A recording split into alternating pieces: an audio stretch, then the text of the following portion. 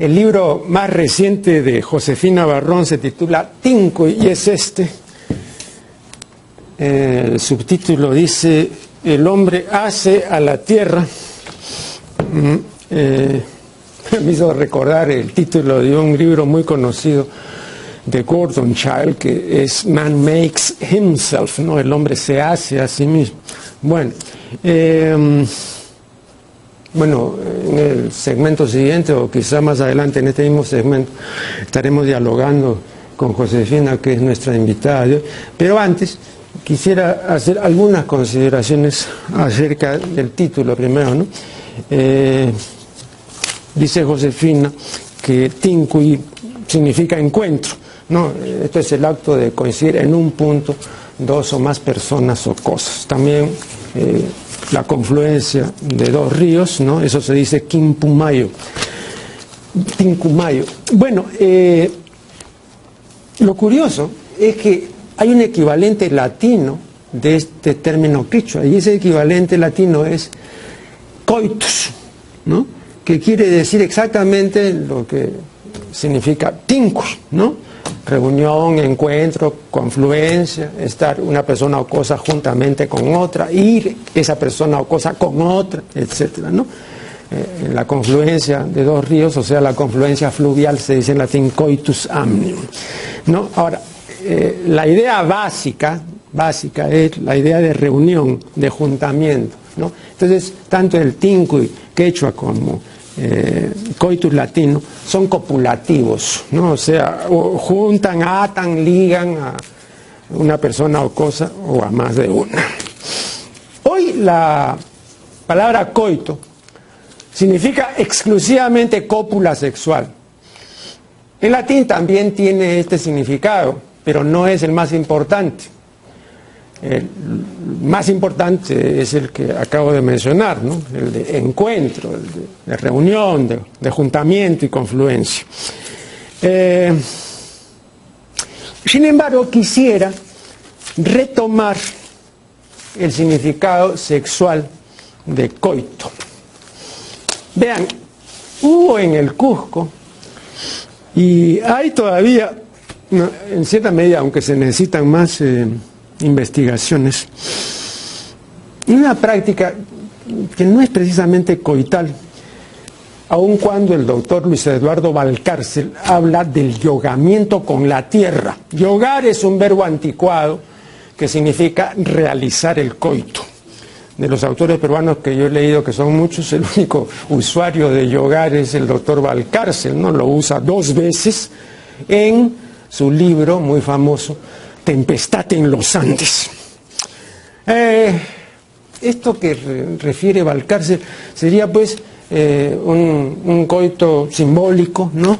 Es una cópula en la intención, pero no en la realización, porque aquí de lo que se trata es de yogar con la tierra, ¿no?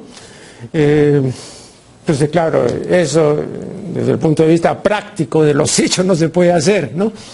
Aun cuando el Marqués de Sade en su memoria dice que esa fue su gran frustración, que él había hecho de todo en el terreno sexual y que no pudo hacer lo que él siempre que había querido hacer, que iba a ser la culminación y el broche de oro de su carrera sexual, que era pues tener un coito con el planeta, ¿no? Pero claro, no se podía hacer, pues entonces se frustró mucho.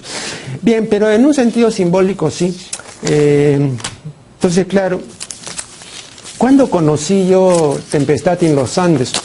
Es una obra de 1927 con un prólogo de José Carlos Mariátegui y un colofón de Luis Alberto Sánchez.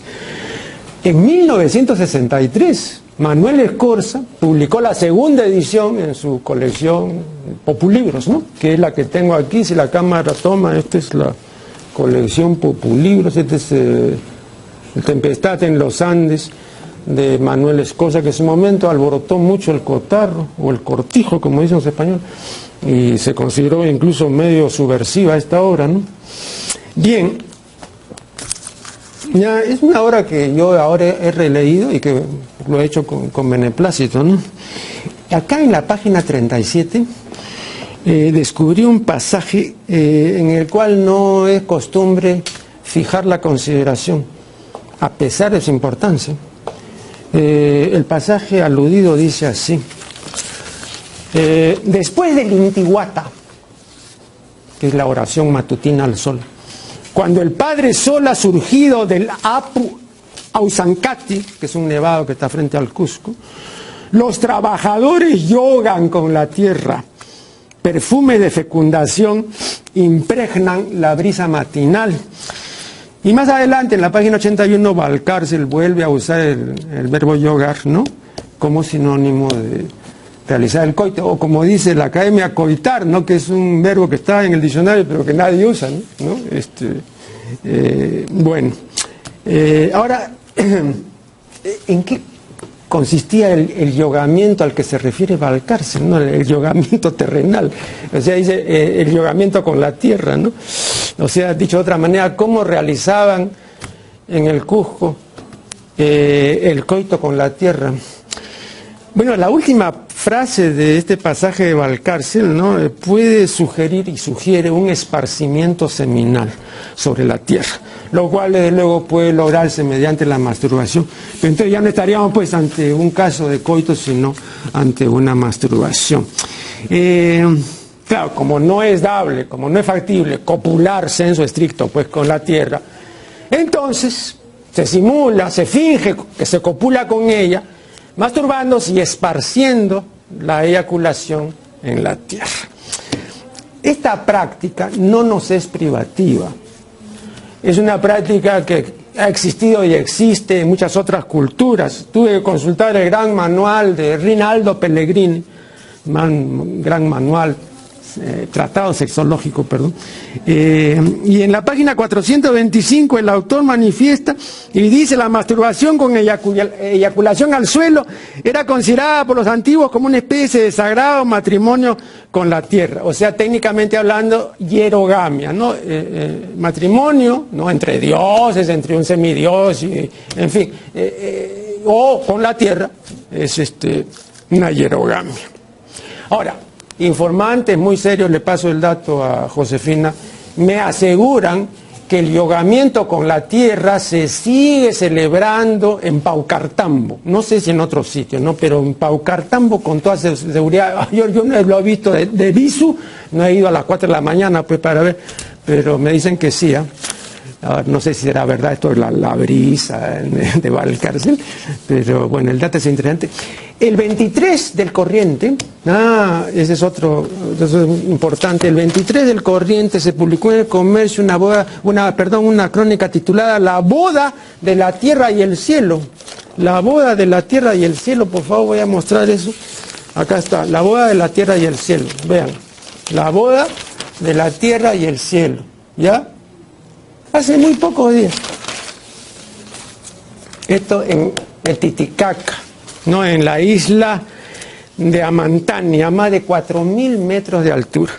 Se trata de la conjunción sexual simbólica, o como diría Valcárcel, del yogamiento entre la Pachamama y el Pachatata, que son los dos cerros tutelares que representan a la Madre Tierra y al Padre Cielo. En este rito no hay esparcimiento seminal, o mejor dicho, no hay regadío espermático, pues, pero sí mucho entusiasmo con bandas, música y danzas, etcétera, ¿no? Es un milenario rito propiciatorio de las lluvias.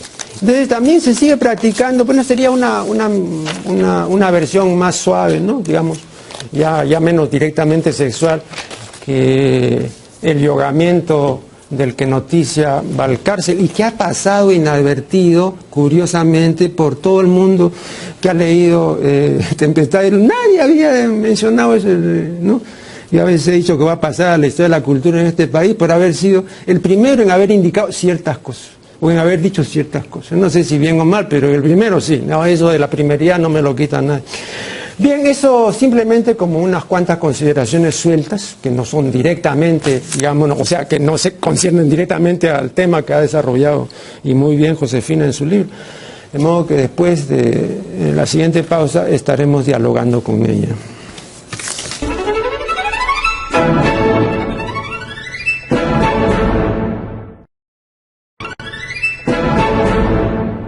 Como ya anuncié, la invitada en esta oportunidad es nuevamente Josefina Barrón.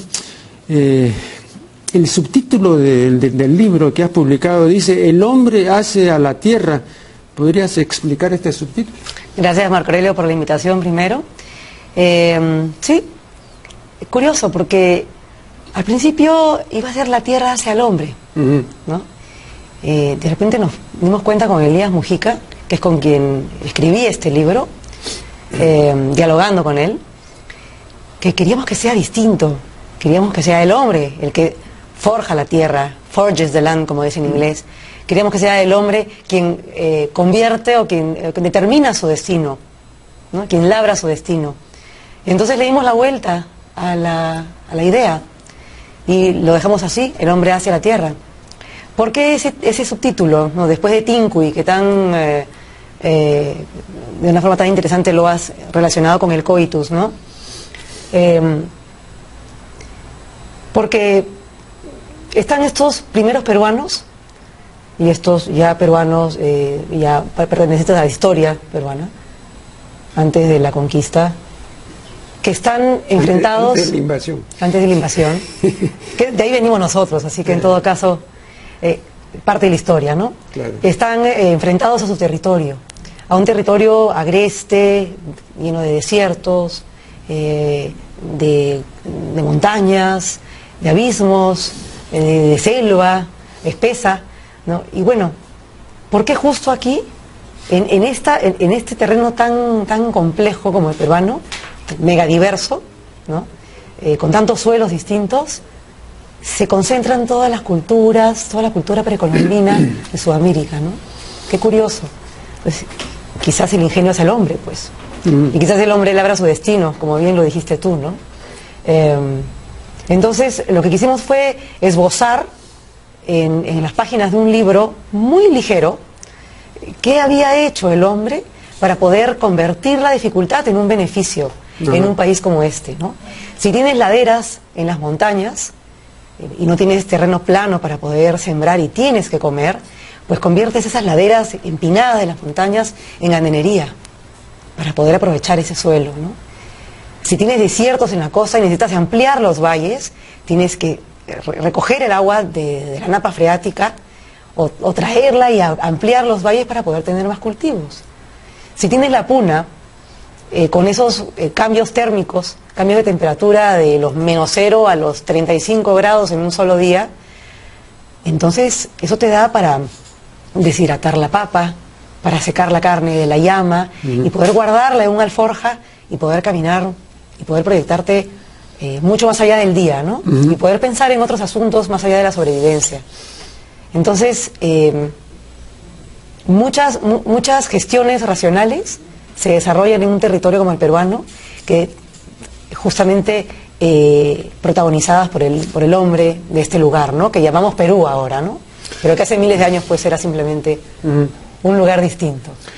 Aquí en la página 127 dices: paradójicamente la diversidad es el factor que nos une. A ver, explícanos eso.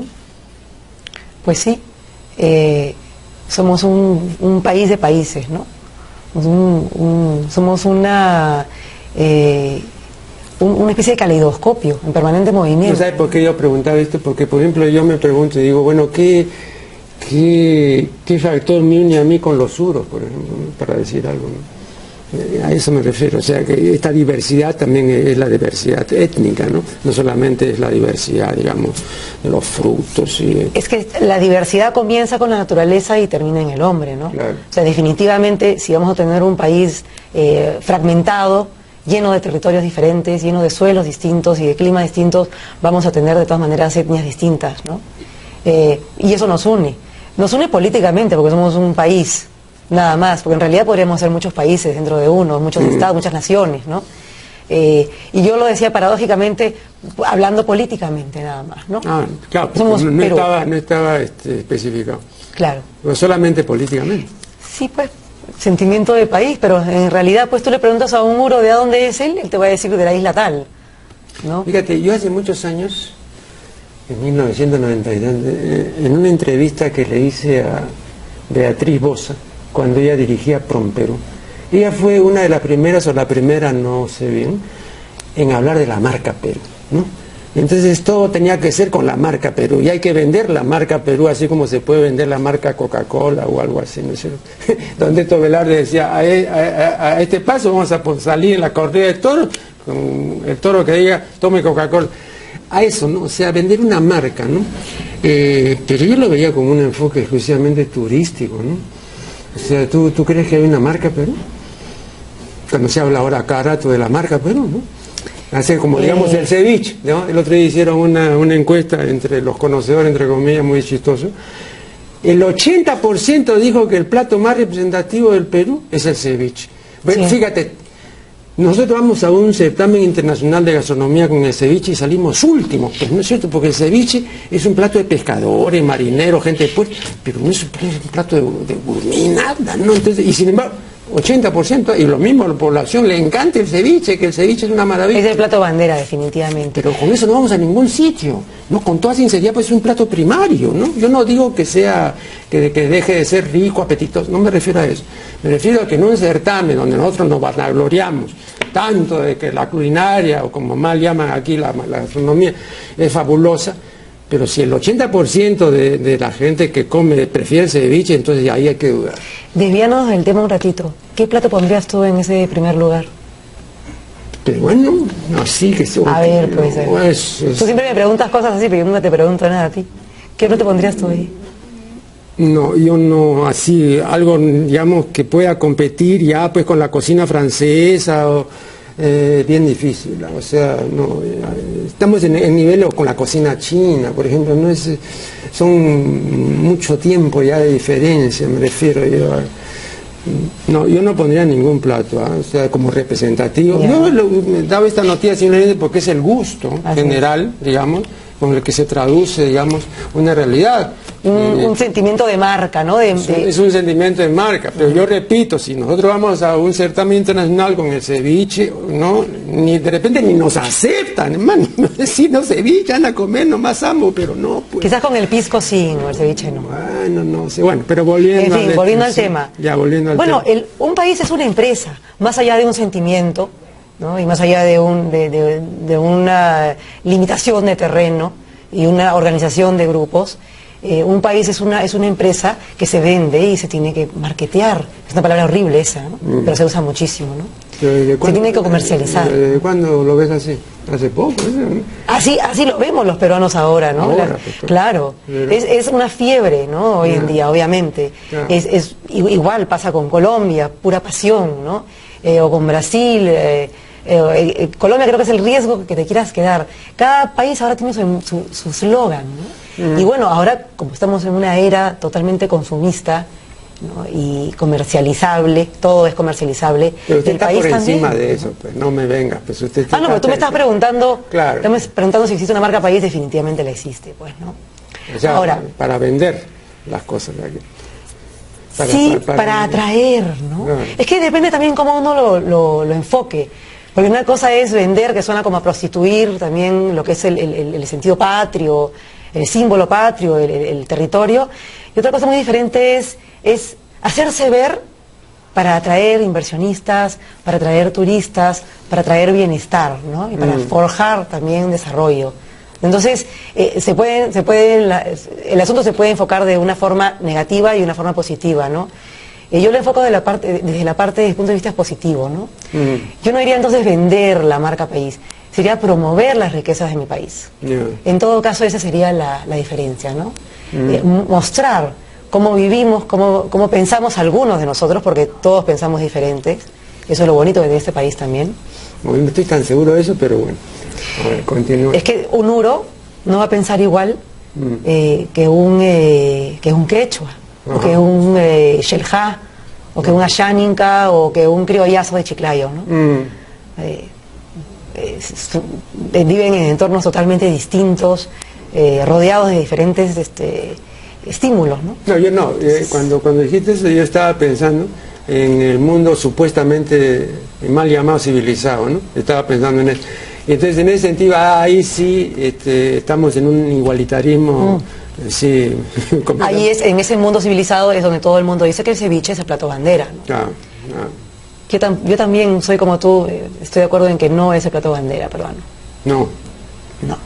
Pero ya pues es un enfoque completamente ya mucho más racional, ¿no? Sí. Claro. Sí. Eso no es ir contra lo nuestro, eso es ir contra ese consumismo que estás tú mencionando y que hace pues que el asunto venda ahora, ¿no? Entonces en esa medida sí. Estamos de acuerdo esta vez, ¿no? Estamos de acuerdo esta vez. Fíjate lo que son las cosas. ¿No?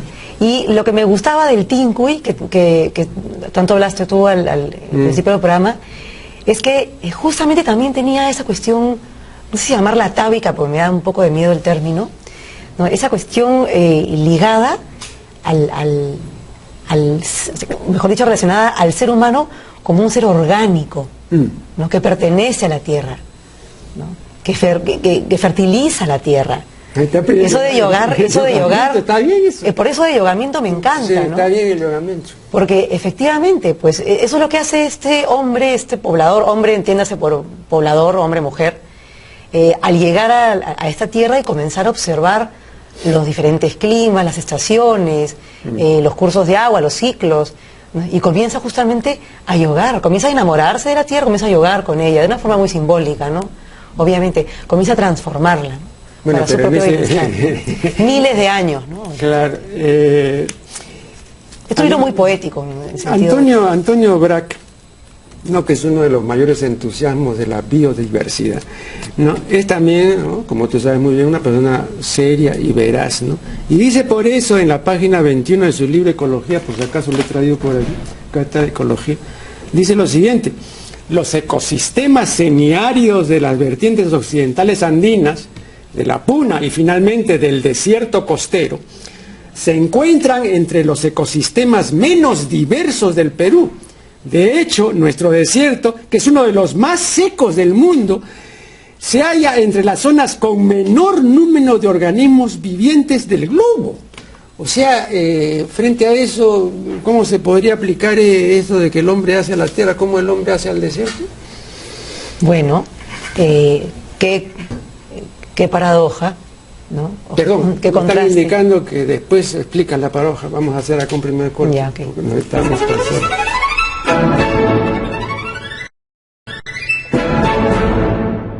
El filósofo Jean-Paul Sartre decía, hacer, refiriéndose al ser humano, ¿no? Decía, hacer y, haciendo, hacerse.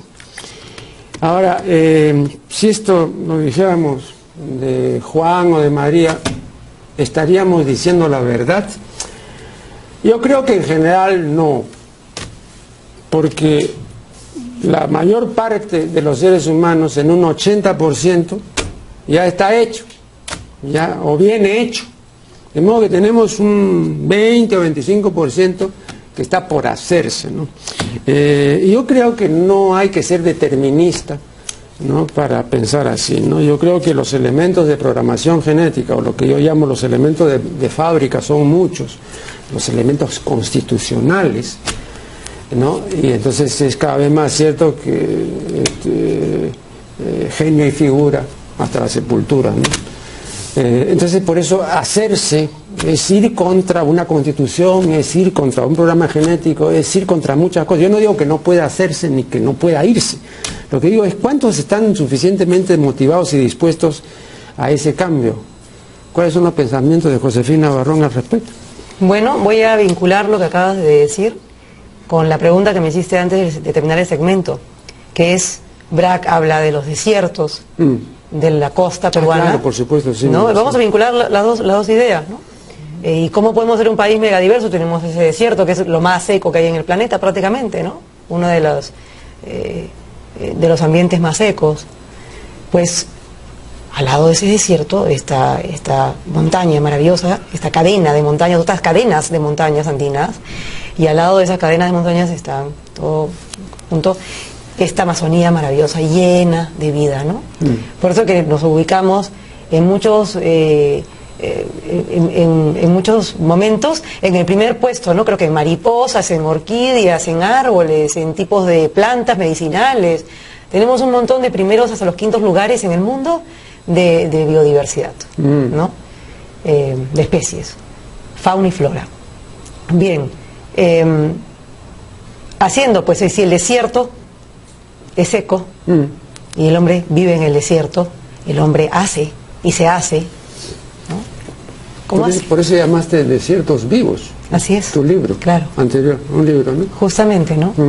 Porque, bueno, pues tengo este arenal y debajo de ese arenal tengo agua, tengo los ríos subterráneos que bajan desde las montañas, ¿no? Y lo único que tengo que hacer es ingeniármelas para recoger esa napa freática y traerla a la superficie, ¿no? E irrigar y fertilizar esta tierra.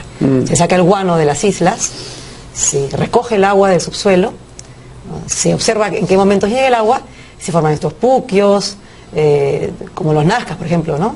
O como los moches o los mochicas o los chimús, que también hacían la ingeniería hidráulica.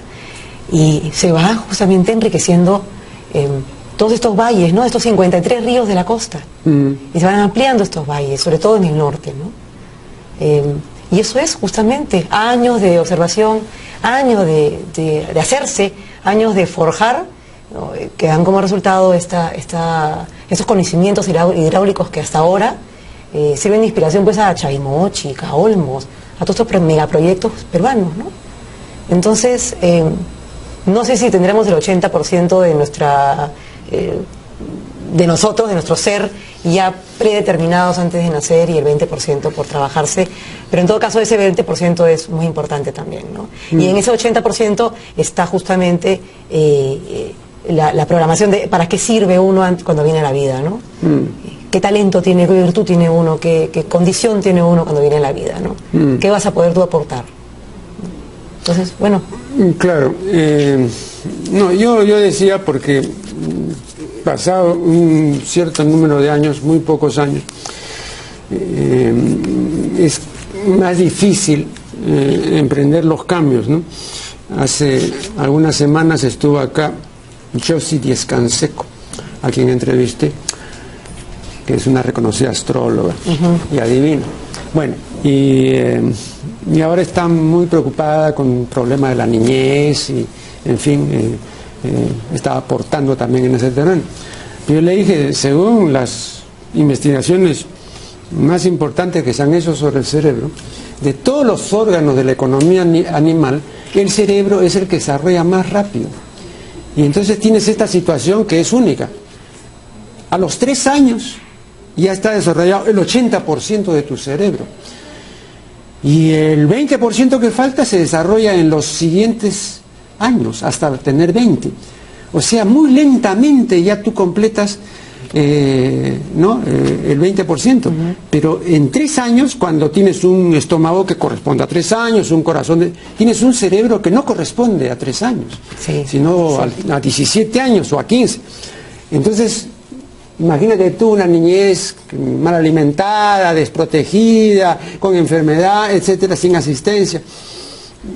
Ya una vez que pasó la barrera de los 3, entonces las posibilidades de rendimiento y de creatividad y todo normalmente se dificultan.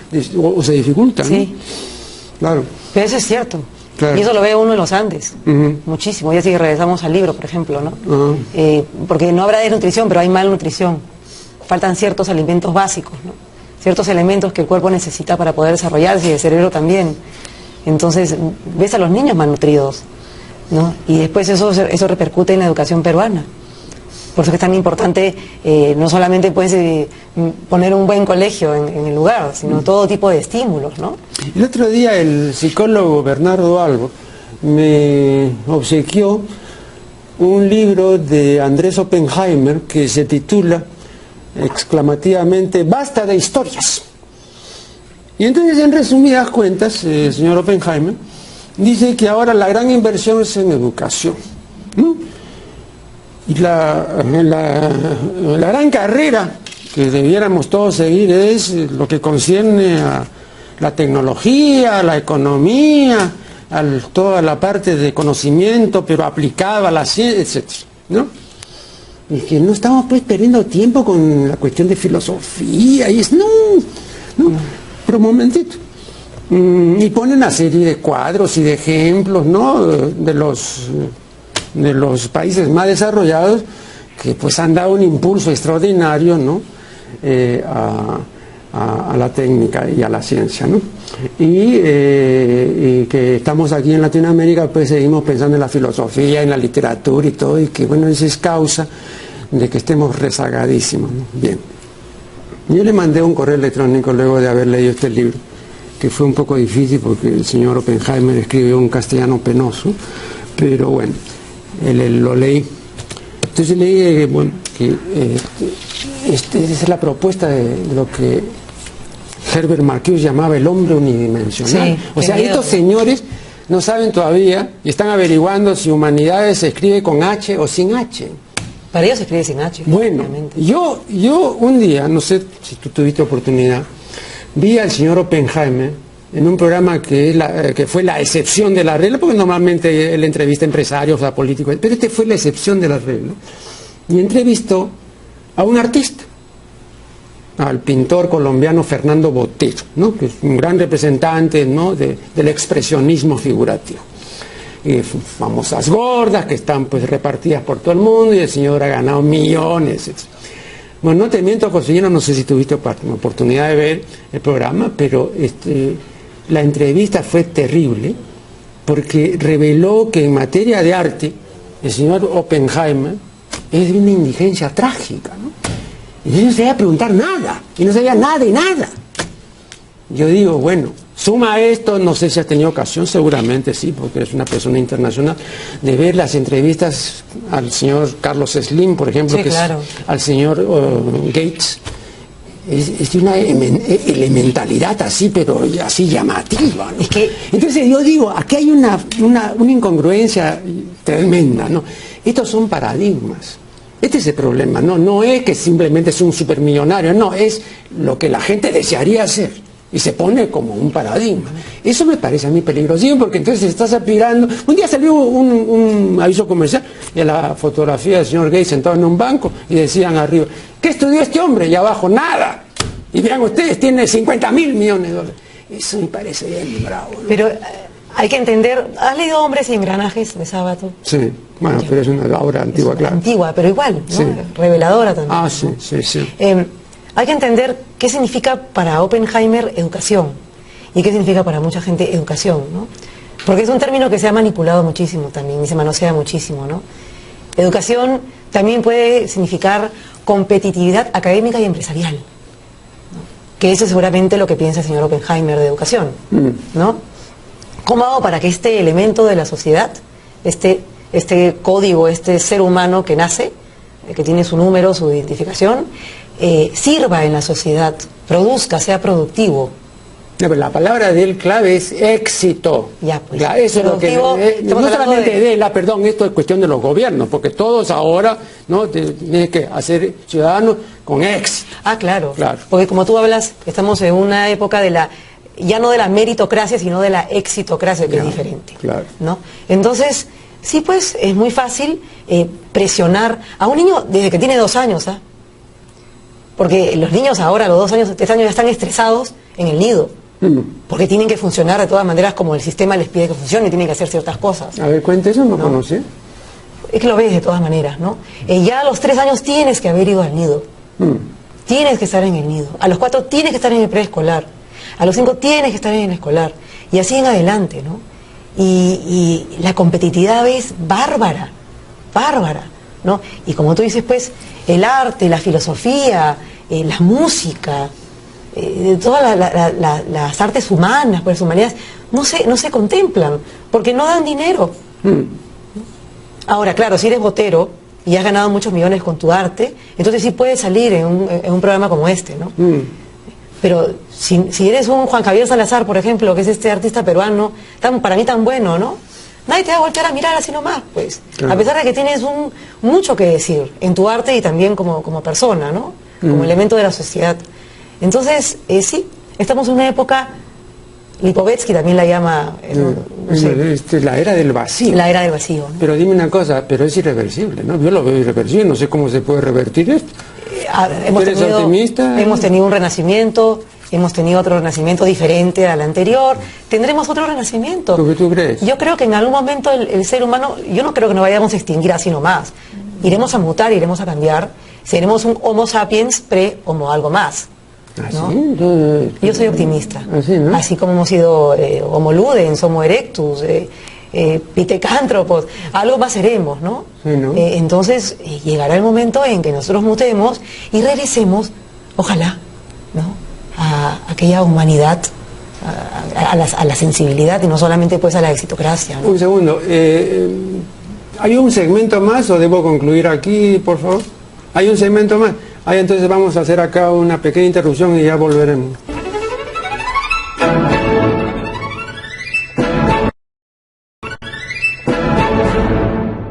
Este es el segmento final de una entrevista interesante, como todas las entrevistas que tengo con Josefina Navarro, una entrevista con Josefina Navarro. Antes de proseguir con el tema o los temas que hemos desenvuelto, una brevísima consideración.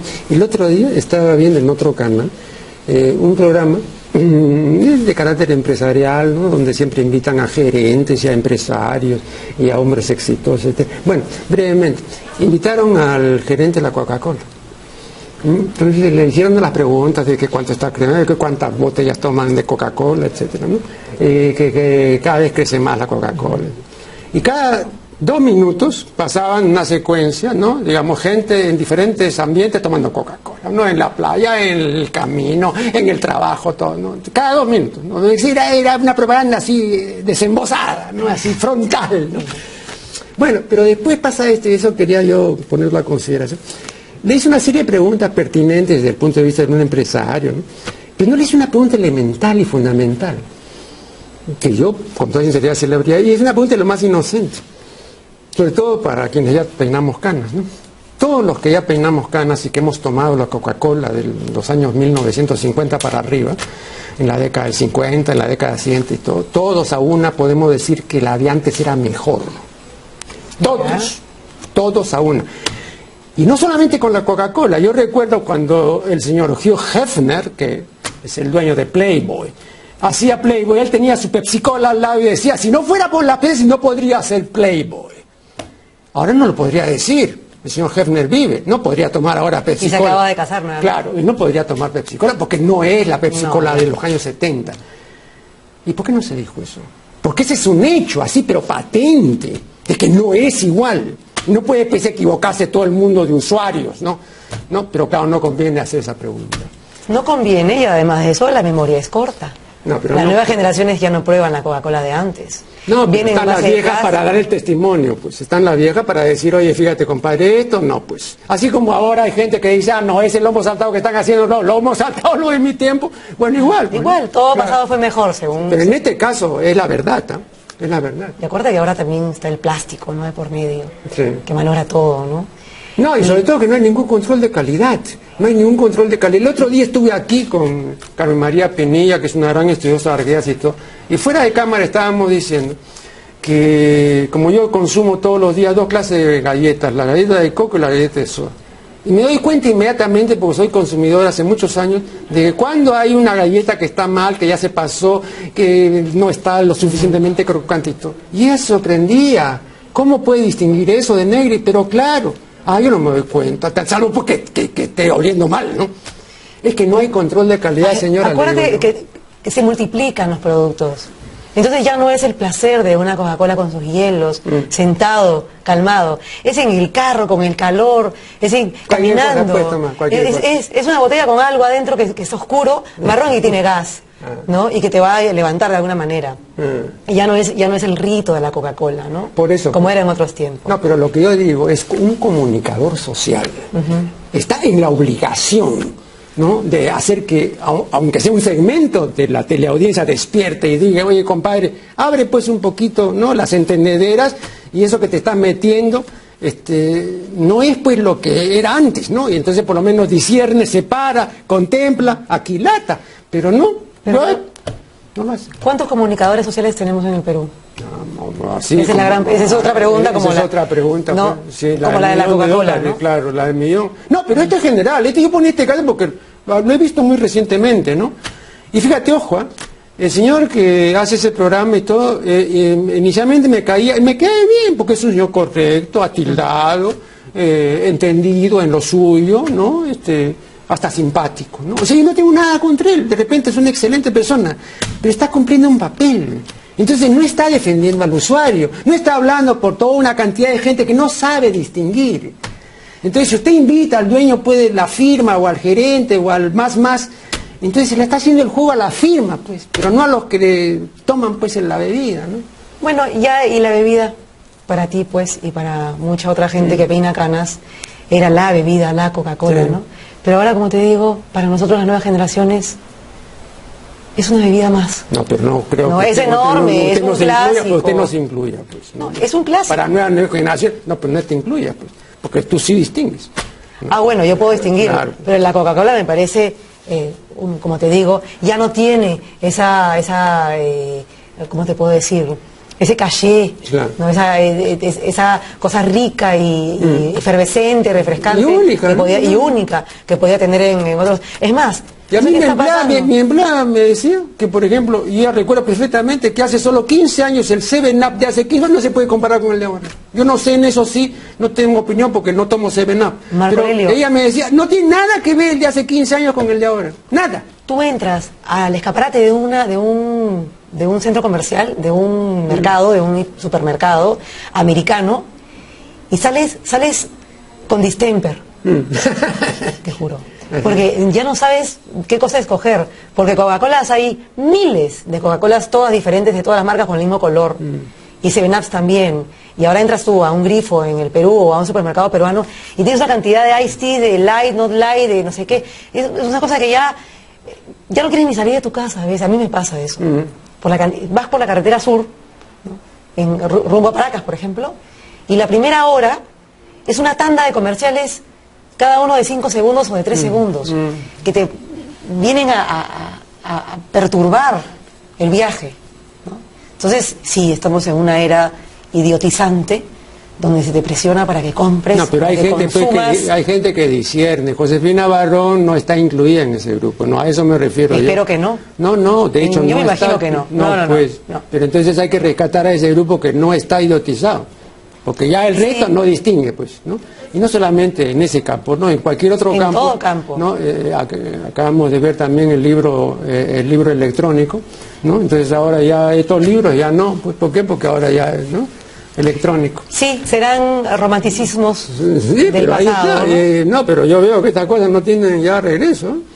Como hablábamos, ¿no? ¿Qué pasará con el ser humano, con nuestra especie de acá, pues, no sé, a 100.000 años? No. ¿Dónde estaremos? ¿Cuántos años? No, 100.000, no, te proyectas mucho, pues. A ver, ¿qué pasará? Yo te pregunto a ti ahora, ¿qué pasará con nosotros en 1000 años? No, yo diría, fíjate, tomando en consideración lo que ha ocurrido en los últimos 50. En los últimos 50 ha ocurrido toda una serie de acontecimientos tan rápidamente, pero así, con una velocidad tan así supersónica, que, como dijo Toffler en su debido momento, el problema ya no es el cambio, sino la velocidad del cambio. Y no podemos adaptarnos a esa velocidad. Entonces, sencillamente, si esto ha ocurrido en los últimos 50, no creo que haya que esperar 1000, ¿no? Y no veo yo hasta qué punto estos seres humanos que ahora se están criando y que ahora se están desenvolviendo puedan tener un futuro realmente de expansión y de descubrimiento, ¿no? Me parece más difícil, ¿no? No están las condiciones, ¿no? Y no veo cómo se pueda revertir. Si tú me das una fórmula de que pueda publicar libros. Yo creo que tiene que haber perdona que te interrumpa, tendría, me imagino, con un pensamiento bastante hollywoodense, que tendría que haber una gran catástrofe que filtre, que nos haga realmente ir al fondo del asunto para poder renacer, ¿no? De la ceniza, básicamente, como Ícaro igualito. Tendría que venir algo, un meteorito, algo monstruosamente enorme, que el planeta se difumine y volvamos de alguna manera a regenerarnos, ¿no? Es la única forma, porque no es una campaña política, ni una campaña social, ni una reeducación de cómo cuidar el planeta, ni cómo repensar las cosas. Es algo mucho más fuerte, definitivamente, orgánico, ¿no? Mi reflexión, cuando se plantean así las cosas, es muy simple y a la vez muy compleja. Y es una reflexión que concierne a la especie. Yo creo que cuando surgió esta especie mal llamada Homo sapiens, ¿no? la rectora de su conducta fue la inteligencia, fue la razón, porque había ya dejado de tener los instintos que tienen, por ejemplo, los insectos. Ya nosotros no tenemos pues el instinto de una hormiga ni de una abeja. Desgraciadamente. Claro, desde el momento en que es la razón la que nos guía, teniendo además otras facultades más veloces que la razón, como son la emoción y el sentimiento, entonces se nos hizo un fandango ahí, sí, que hasta ahora no podemos nosotros resolver, porque la velocidad sencillamente y las intensidades son muy distintas. O sea, una pasión, una emoción no puede competir con la razón, pues que va a paso de tortuga. Y este desfase hace que las cosas no sean muy racionales ni puestas pues no en razón como pudiéramos suponerlas, ¿no? Por eso también que, como decíamos, gente como Oppenheimer, ¿no?, que está entrevistando únicamente pues a hombres y mujeres que pertenecen al campo de la empresa y que han tenido éxito, o en el campo de la política, ¿no?, pero que deja de lado pues el tema del arte, de las... Es que eso no vende, dice, pero eso no, ya eso no... Todo el campo de la intuición, de la sensibilidad. Ya eso ya sería un espíritu fino, ya pues. No, eso eso no lleva al éxito, ni a las ventas masivas. No, ahí hay un problema, repito, y además ya es un problema relacionado, pues te paso una frase que solía repetir el filósofo Jean-Paul Sartre, y que yo también digo porque me parece muy exacta, no hay nada que fracase tanto como el éxito. Bien, muchísimas gracias una vez más a Josefina Barro, y será hasta la próxima edición de La Función de la Palabra.